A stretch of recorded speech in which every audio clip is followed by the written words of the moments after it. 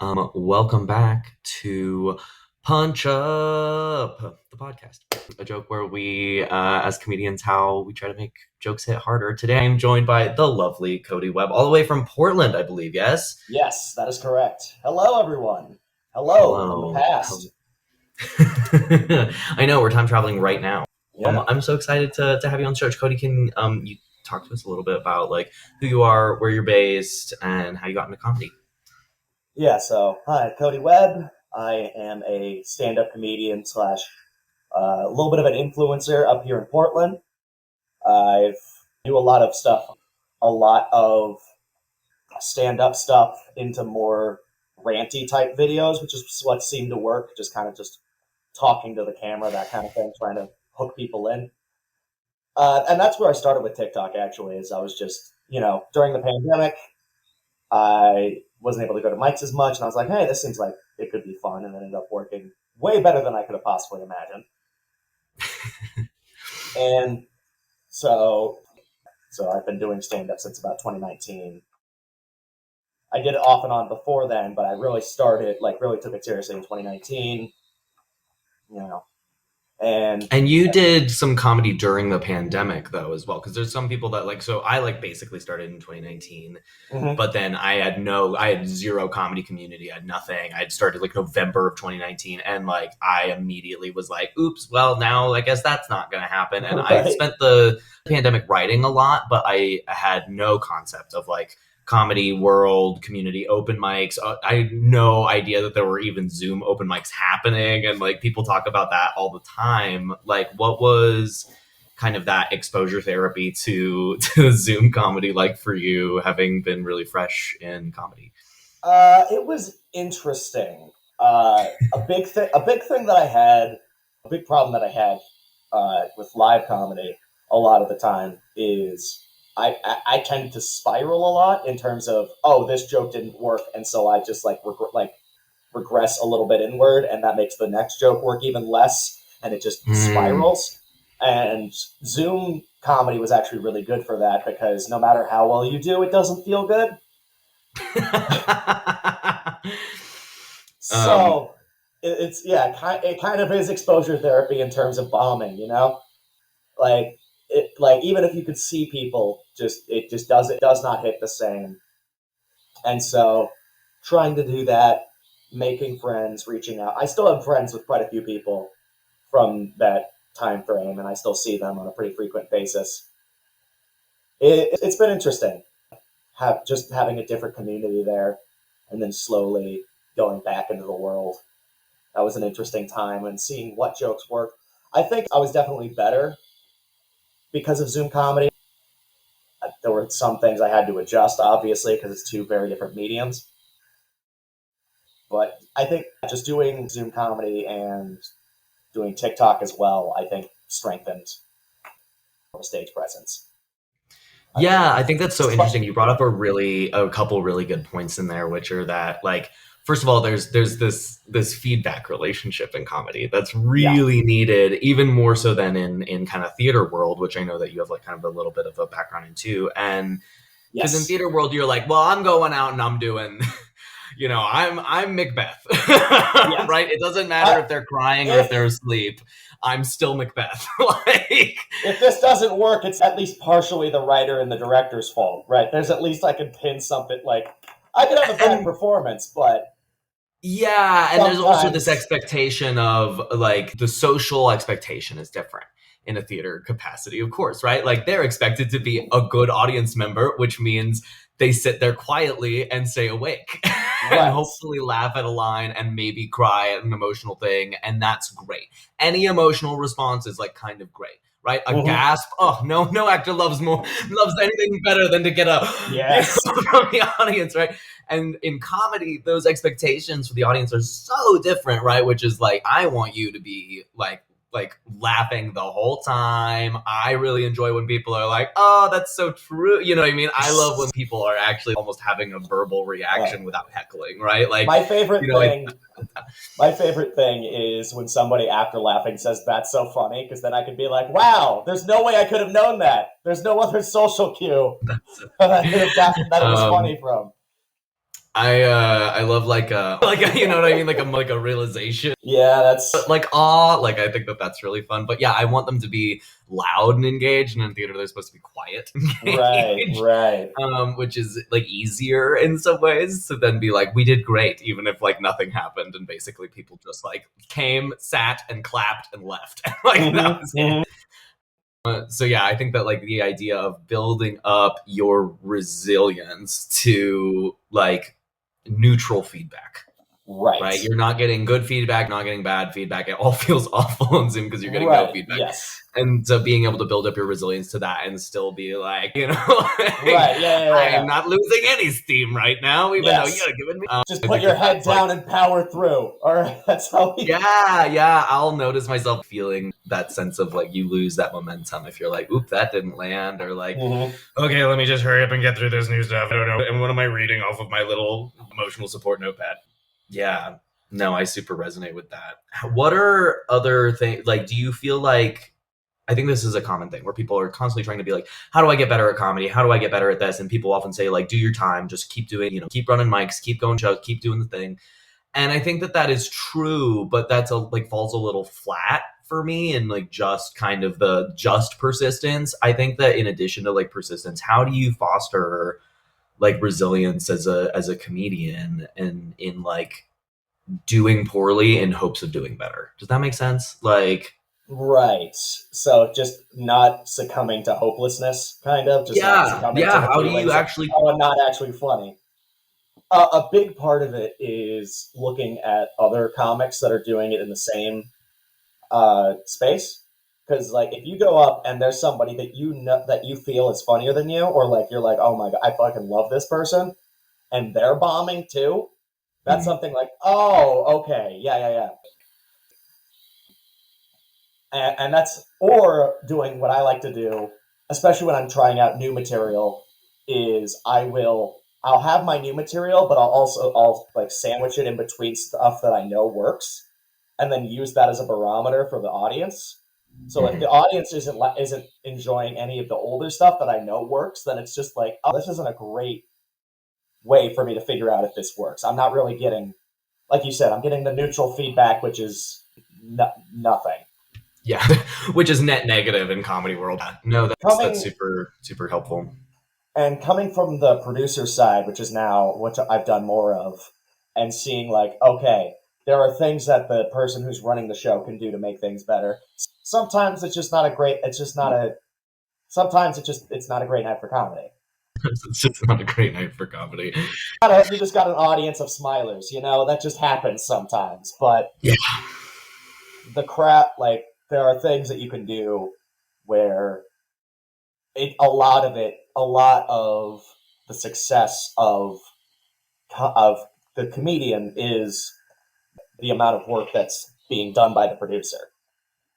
A lot. That is, I mean, it's not. I wouldn't say it's a majority, but like it is. It gives everybody a step up. That's so The expectations are there. Yeah. that's so real. Can you speak more on that? What are kind of some of the factors that go into production that are then going to like make or break a show's vibe and also Mm-hmm. like set the comedian up for success? uh, the energy of the host, and I mean, there's a, if figuring out because the host, I mean, not every energy is going to work for every room. So figuring out if you're hosting a consistent space, you're going to be able to do more often. Be like, okay, this is what works. This is what energy like the people that come to this room expect. And that's ultimately what you want is you want to try and create a positive feedback loop. Okay, this is what I'm best at as a producer, as a host, and I want to bring those people in, and therefore that's going to improve. They're going to be there for that kind of comedy. They're going to hit harder as an audience, which means I'm going to be more confident as a host, which means the crowd is going to be even more prepped for the comedians that I bring in. And ultimately, that's what I'm trying to do. Sometimes that doesn't work.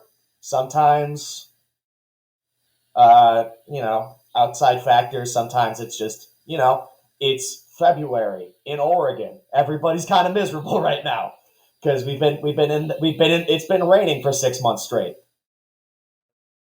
But you do what you can. Don't try and force it. And but I mean, like you want to try still, but if you're trying too hard, the audience can pick up on that and feel it's that desperation that can work out poorly. And that is when I found that like stuff like self-deprecation works best. Desperation. I'm like, oh, okay, no, guys, I know this isn't working. I'm trying my best. It's not, you know, That's just a really acknowledging the situation. That's so Sometimes. insightful because I think that, and especially as like a queer comedian, like self-deprecation, it's like interesting because it'll work for me on the white guy front, but it does not work for me on kind of the trans front in some ways, right? Which Right. is like, right? Because it like, because that's where it starts to then be punching in is punching down. Right. Whereas like, you know, I mean, as opposed to punching in and being like a punch up because it's just a white guy joke, you know? Right.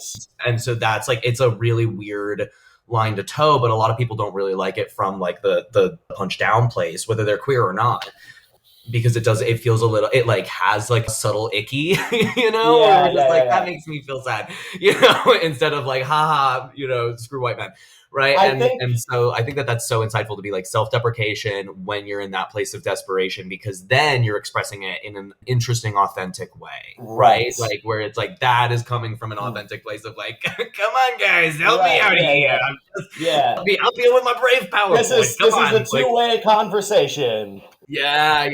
That's really lovely because I think that that's such a constant question for myself that I have of like, when is this self-deprecation okay? Some people have it built into their acts and into their kind of comedy like personas.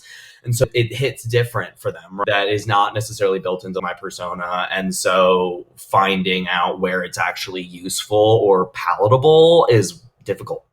So it's like really cool because people don't actually talk about like when is the right moment to use this. Right. Let me ask you the question that, you know, everybody gets asked on the show. What does, because I think that we're kind of like, you know, getting into it here. Like, yes. What does punching up mean to you? Punching up is a lot of, you know, ridiculing those in power that mean to harm people. I think that's ultimately what it, or not even mean to, just that are harming people. Because at some point, intention isn't important. Context dependent, but you know, a lot of that, a lot of looking at power structures and seeing ridiculousness that a lot of those power structures and a lot of society in general is built on. Just trying to get people to see things in a completely different way, or at the very least, just not take things as seriously. That's what a lot of punching up is to me.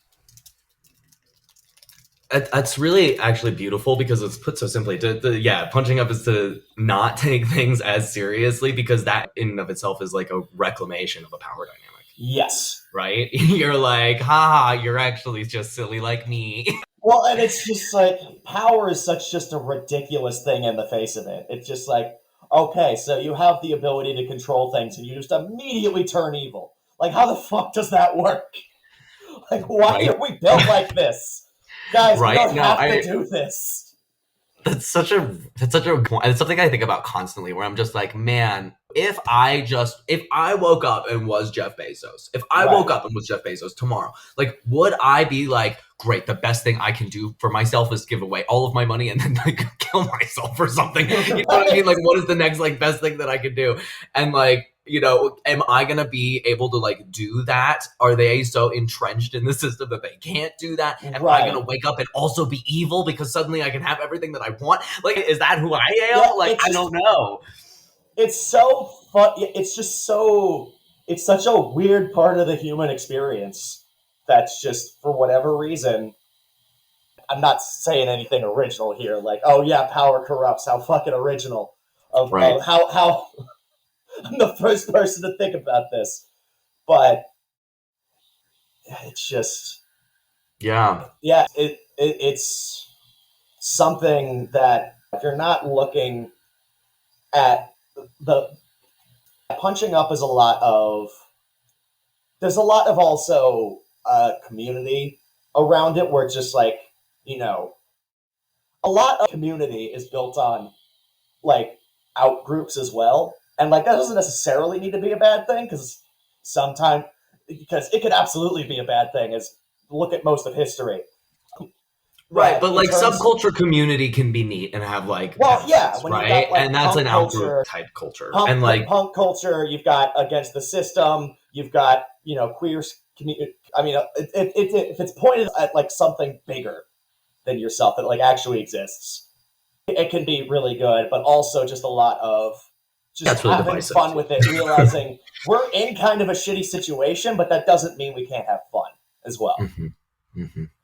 No, that's super real. As a white comic, especially in like a white dude, presuming, right? Right.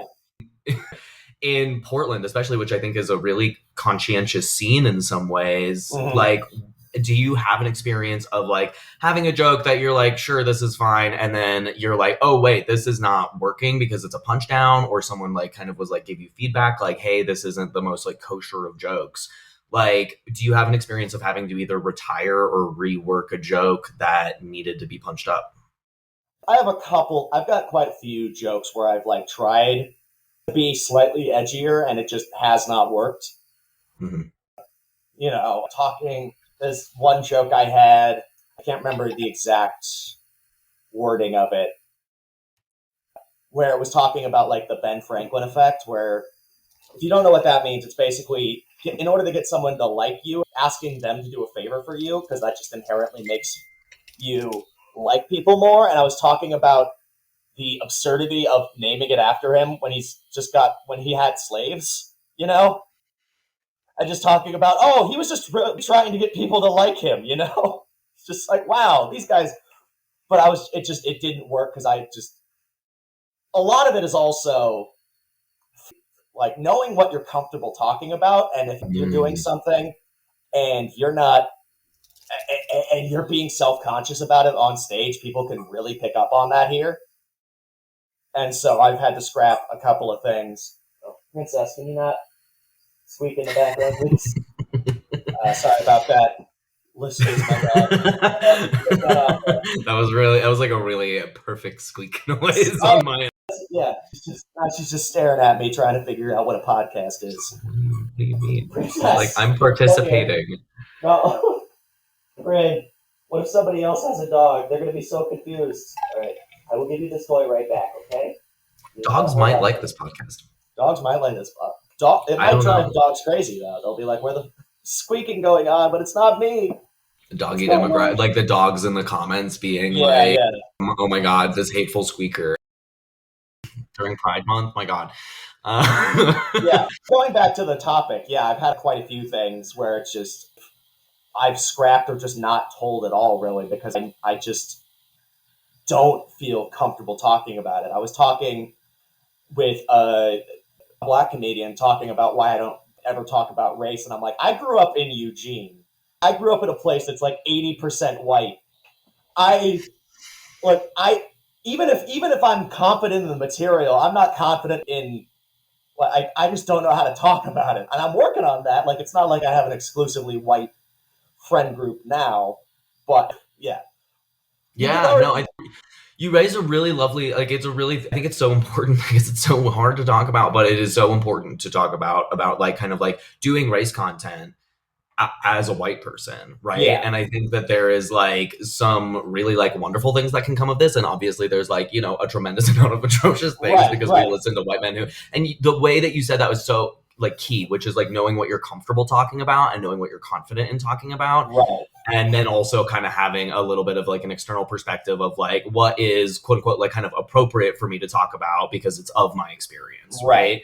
Which is like along the lines of like the use your own slurs kind of like ethics around comedy. I think that that's like an easy, you know what I mean? Like when you're doing a mic or you're in a show or whatever, where it's like you're kind of gauging, is this joke appropriate for them to tell? I'm like, is it a slur that they own? Like, is it one that like, right, that like is like for them to use? Then like, yes, that's fine most of the time, unless it's like really like mean and egregious. And like the rest of and like if it's not, that's a flag for me, right? But yeah, knowing what you're comfortable talking about, I think that that's like such a wonderful like point to bring, because like people very rarely like actually say that, which is that I don't know, that's really key to me, because like sometimes someone's like clearly like it's like, right, if they're breaking one of those two rules, it's like, okay, this might be a flag, right? Because it's like, okay, you got like a white guy who's going up there and he's super confident in talking about it, but it's like not actually his community that he is talking about right now, you know what I mean?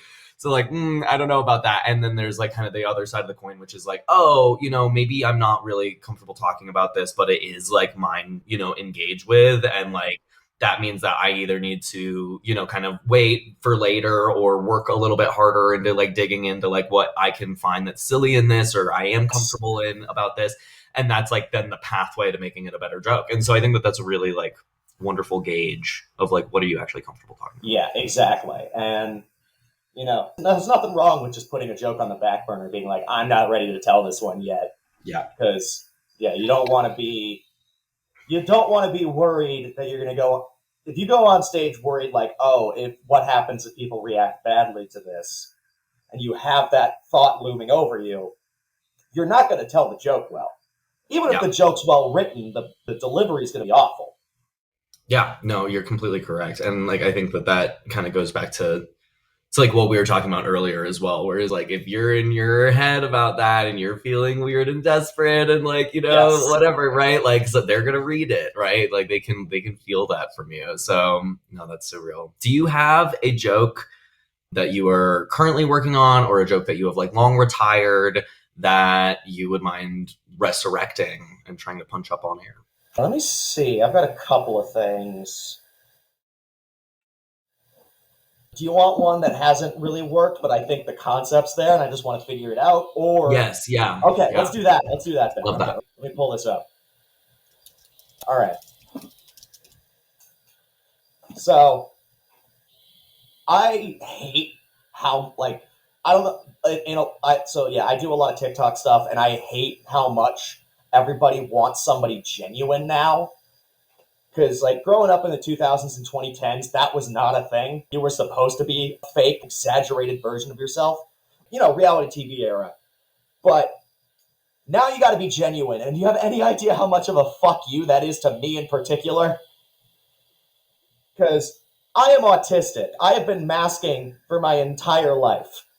And masking, if you don't know, is basically just suppressing everything about yourself to make everybody else comfortable, right? In order to protect yourself. And people don't really understand why autistic people do this. And the way I've phrased this is, have you ever been cornered by like a crazy guy on the bus? When that happened, did you let your guard down? Were you like, oh, I need to be my genuine self? No, you did what you had to do to get out of there and make sure you didn't get yelled at or whatever would happen, because you can't read that guy. Now imagine everybody in the world is that crazy guy. That's the world that I live in. Like, I can figure out patterns. I can figure out like what people don't like, but eventually I'm going to do something wrong and I don't know what it is. That's quite stressful. You're going to lose a little bit of your sense of self doing it. And you might start becoming this agreeing with everything kind of person because you have to, because you don't know what this person will react negatively to. And what's even worse is when you're like me and you try and open up and you're trying to figure out who you are, that's the exact same time the U.S. government just puts a billboard of your face and is like, hey, you guys ever notice how much this guy sucks? You guys ever realize this could be your child and that would be really bad? Yeah, we don't want that. Let's just keep an eye out for this guy. He can't play baseball. There's so much good stuff in here. Yeah, I'm trying to figure out how to make that better. Like, the premise is there. I just don't know how to. Okay, what I like kind of jotted down from this was like, and so this is like premise of the joke, kind of like before, like pre-punchline insertion, if that makes sense, right? Where I'm just kind of like, okay, what is like the form of the joke? In as you told it to me, what I registered was like, yes. Okay, I hate how much someone wants to be how much everyone wants someone to be genuine on TikTok. I want to understand that better, because also if I'm not, I'm more of like an Instagram reel person than I am a TikTok person, and also like a bunch of older crowds are like, they don't know TikTok trend like that, you know what I mean? So I'm like, what does that mean to be like kind of genuine on TikTok? But then as you were like talking, I was like, okay, you know, when I was growing up, like you were supposed to be fake and exaggerated, which is like real. And then being able to kind of have an example of that. I love the masking content, which is like I've been masking my entire life, so this is a really big fuck you to me. Like masking is basically hiding everything about yourself to make other people more comfortable around you. You ever met a crazy guy on the bus and been like this and been like, this is a safe moment for me to be my most authentic self. Yes, exactly. Imagine the world is entirely made of crazy bus guys, and that's kind of what it's like being autistic on the internet. Like that to me, that was like the summary of the right. Okay, so is that like following a little bit? Yeah. All right. So yeah, I mean, to me, there's like already just like some punches in here, which is like really fun, right? Which is like masking is basically hiding everything about yourself to make other people more comfortable. Like as much as that is like both like that is like quite literally a literal definition and also a bit of a funny one, right? Right. So I think that even without getting necessarily anything at it, is like there's a laugh line there potentially, right? And then I feel like you ever met a crazy guy on the bus and been like, this is a safe moment for me to be my most authentic self. Like I think that's a laugh line. Like that's like, to me, that's really funny because there's kind of a dichotomy, and you can also put in a little bit of a, it's not so much like creating a character, but it's like a little bit of a voice, you know what I mean? Like everybody loves a little silly voice where you're like, this is going to be a little tiny voice, you know what I mean? Like I can't wait to express all of my opinions to this crazy guy on the bus. Bingo. And then I feel like kind of landing the plane, like, right, like figuring out like what is kind of the arc up front, and then being able to like land the plane on like, okay, now imagine that the world is entirely made of crazy bus guys, and that's what it's like being autistic on the internet. You know what I mean? Like, or like whatever, or like that's what it's like when I'm trying to be like genuine, but like I'm right, I'm actually an autist, right? Like I think that like that is like the sentiment I would land the plane on, even if it's not the punchline to land the plane on, if that makes sense, right? Yeah, like that's everybody. Like, what can you say? That's where we land. Where were we landing again? I'm sorry. I was like, I was like, okay, now imagine the world is entirely made of like crazy bus guys, and that's what it's like being autistic, or being autistic on the internet, or just trying to be genuine as an autistic person on TikTok, or like whatever, right? That kind of concept to me is like, that's where we're landing. That's like the understanding we're landing at. Okay. I feel like I want examples in the beginning to like understand it, right? Which is like, what does genuine on TikTok look like? What is like what does that look like? And then what is like your generation's kind of growing up version of like being exaggerated? Like, are we talking like kind of like a, you know, Ace Ventura, Jim Carrey type thing? Or are we talking kind of like are we making like a fun niche YouTube reference? You know what I mean? Like what does that look like to me? Or I guess, what does that look like for you? Like, so yeah, for TikTok specifically, because a big thing on TikTok is you want the people watching to think you're their friend, right? So you want to be more. There's a lot more vulnerability, right? There's a lot more talking about personal stuff, bringing up, you know, failures or ways you're not measuring up in certain ways, self-doubts, all that kind of stuff, right? Because a lot of this generation of the internet is built off of parasocial relationships. To me, it's giving big like Karamo energy, where he just comes over. He comes into every single episode of Queer Eye, and he's just like, "Hi, I'm like so sweet and sensible, and I'm gonna be your next best friend. Do you want to talk about your trauma?" I feel like is that the vibe that is like wanted? Yes, is that it? Okay. Yeah, I would find some sort of reference to put in where it's like TikTok genuine is like X, you know, what it's like your therapist. It's like this one cultural reference. I feel like that would be good. And then what is the big exaggerated fake, like the cream of the crop? Any of those reality shows on like Discovery or TLC. I think that's just I'm trying to think. What are some good ones that would get like what's that? American Shoppers? Is that what I'm thinking? Is that the right one? What's that?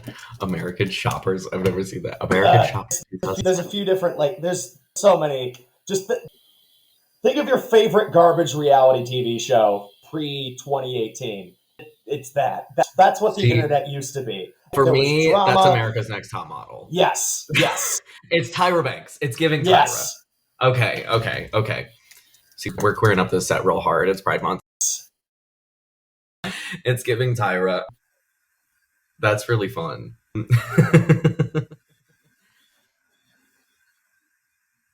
Okay, so we get kind of like, right, TikTok genuine reference. We're like fake and exaggerated, so we're gonna like drop. We're gonna like, right, get some like name drops we're not on going to be real people. on it, That's right? not what people are here for. But immediately, as soon as I start, we're not gonna be real people. There's something there. That's really funny.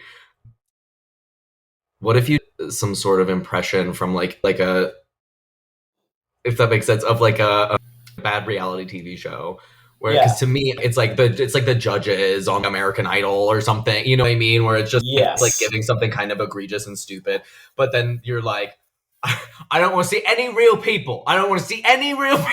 Yes. I don't want anything real. It's giving too real. You too vulnerable. I need more neck. I don't know. You know what I mean? Yeah. But like doing kind of an impression of like what is a reality TV show person saying like, stop being vulnerable. That's not what this is for.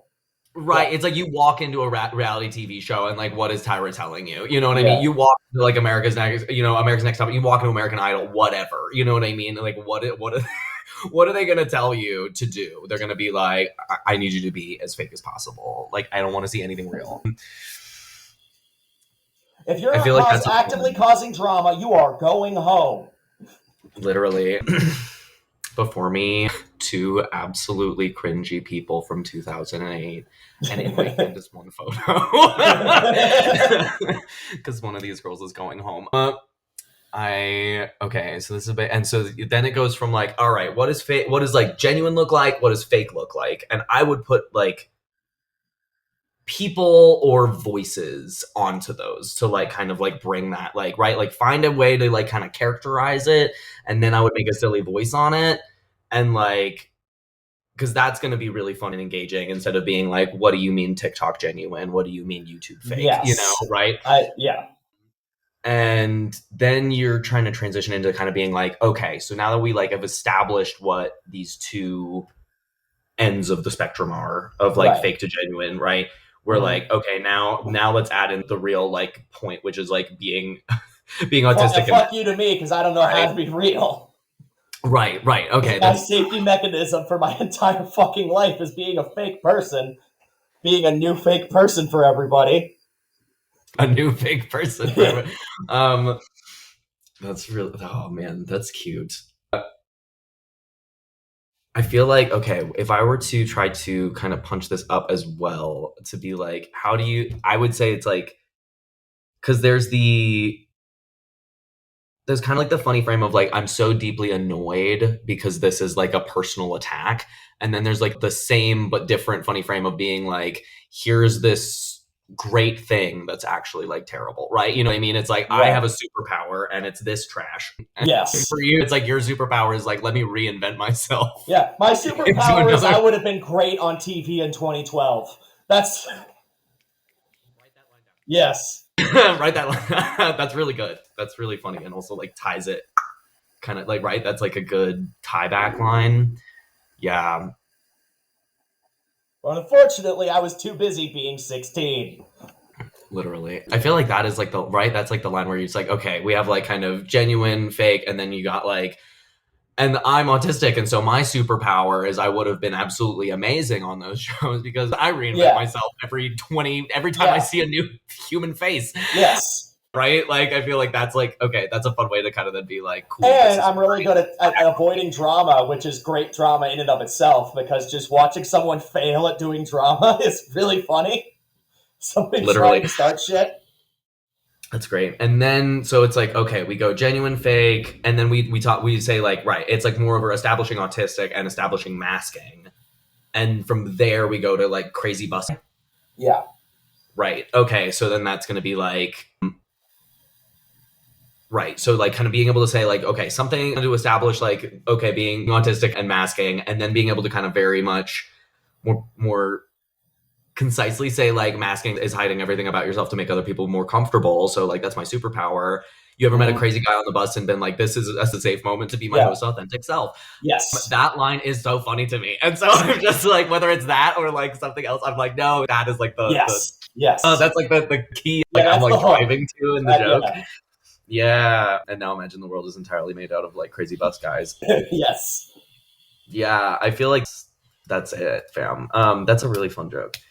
And there's so many opportunities for little characters in there too, because it's like, right, you kind of have a genuine potential, you have the reality TV potential there. Then you can be like, cool, this is my superpower, which is like, it's not necessarily like you're doing a character, but you're doing an exaggerated version of you, which is fun. And Yes. then you can even, if you like wanted to do kind of like a crazy guy on the bus, you know what I mean? Like if you wanted to kind of have a thing there, like you could. Then you have like my most authentic self, and so like that, I'm like, that's like literally 5 voices in like one joke Yes. to like be able Yes. to kind of bounce between, and I feel like that makes it really fun, to like weave that joke together. Cool. All right. Cool. Nice. Good one. Thank you. Yeah, yeah. Hell, I was like I said, I was having trouble. Like you know how it is sometimes when you get bogged down in the details, or you just have trouble. Like you just got so many parts, and it's really hard to tell. You're too close to it to be able to see where it fits together. And I think that's where I was at for this one. yeah, I'm like currently working bits about like hair. Mm. Because I'm having a lot of like hair feelings. I like shave my head, and I have been running a really fun joke that is about accidentally creating a hate symbol on my vagina because I got a new pair of trimmers, and was like playing around, and then was like, oh no, we gave our vagina a Hitler mustache, and there's like a bunch of punches for that. It's really fun. It's a really fun joke.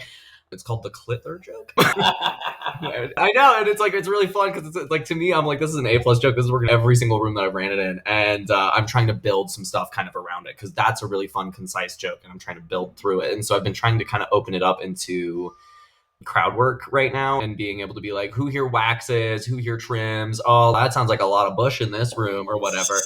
And so I'm trying to kind of get little fun responses with that. And I've been running it as like, I'll ask who, who waxes and who trims. And then I'll try to be like, I'm used to gendered trimmers, right? You have like Mhm. kind of boy trimmers, which are like Fisher Price toys. They come with 2 attachments and 0 will to live. And then you have lady trimmers that are like, like me, they're small and confused and probably just decorative, right? And I got a really good pair of to me it's really funny, but it's like it's not getting a laugh. Where I'm like, I got a pair of very expensive non-denominational trimmers. Non-denomination.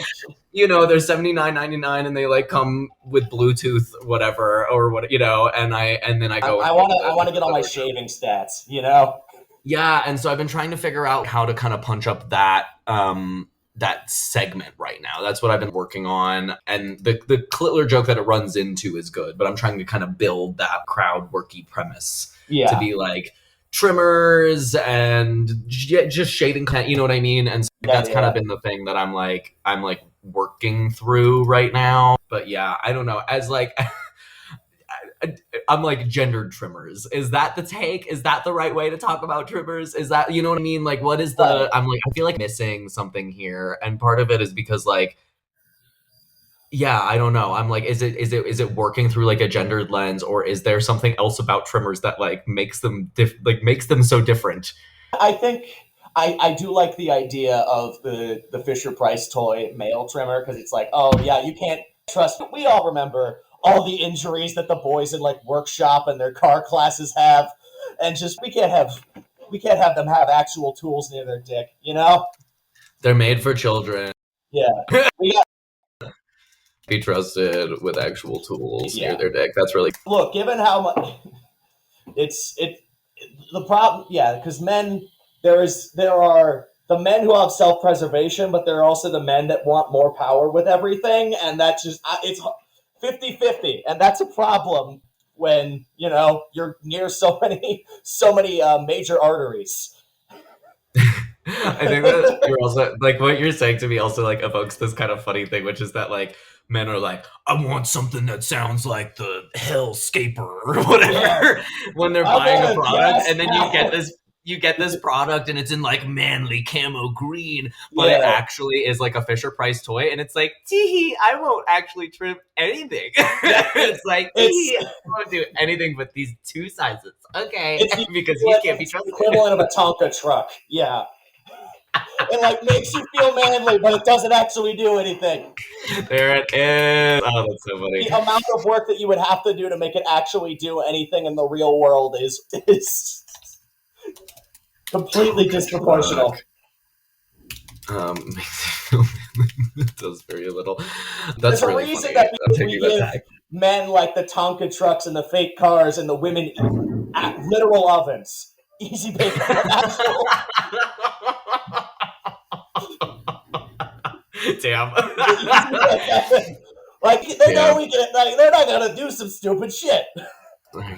They're like, they can handle this at Yeah. 485. Yes. I Exactly. don't know about you. Exactly. I Meanwhile, just love the. Ryobi is just kind of like, you only need one battery for every possible tool. Yes. Oh my I just god, love that's the. I just think that is a reference that is going to come out of nowhere. People are going to be like, "Oh my god," because you're just talking about Tonka trimming. truck is No, so good. or you're talking about trimming pubes, and all of a sudden you're bringing up an easy bake oven, and you're like, "Where the fuck?" It's just one of those references that's like makes perfect sense, but nobody anticipates. Tonka And truck is so funny. I yeah, love that. Tonka truck hits like every little like cute comedy role for yes, me because it's kind of like niche, but it is like something that people know, and it's an alliteration. Like it's yeah, alliterative oh because yeah, it's yeah, like yeah, the Tonka truck. Like that's just yeah, such a funny thing to say. yeah, Like oh, yeah. it's so good. Thank you You for that, can't Zach. trust men with their toys. Can't trust men with their toys. Oh, that's so good. Thank you for that. How many uncles do you have that have blown off fingers with fireworks? Okay, no, imagine that power. I guess like we're this was amazing. Thank you so much for Yeah, being on this the is pod. really fun. Before we scoot, what advice would you have to give to the people that like might be, either just starting on their comedy journey or just trying to kind of get better at like what they're doing? Like what would tell your younger comedy self as kind of words of wisdom or words of encouragement? Just focus on having fun. Because ultimately, the more fun you're having, the better you'll come off to the audience. And I mean, that's not the only reason. There are so many comedians that have just burned themselves out because they're too focused on maximizing laughter. And I'm not saying that's a bad thing necessarily. Like, you should do that to a certain extent. But if you want this to continue to be something that you enjoy and something that you can do consistently and have fun with, it, and something that will lift you up rather than something that you feel like you have to do, just focus on having fun and building community, because ultimately that's what's important, and that's not only going to get you booked, that's just going to help you psychologically. That's my advice. Yeah. Have fun, make friends. Have fun, make friends. Yes. That's really good.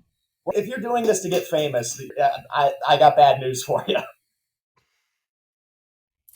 Also, it's not going to be a fun time. Oh yeah. You're doing it just for that reason, right?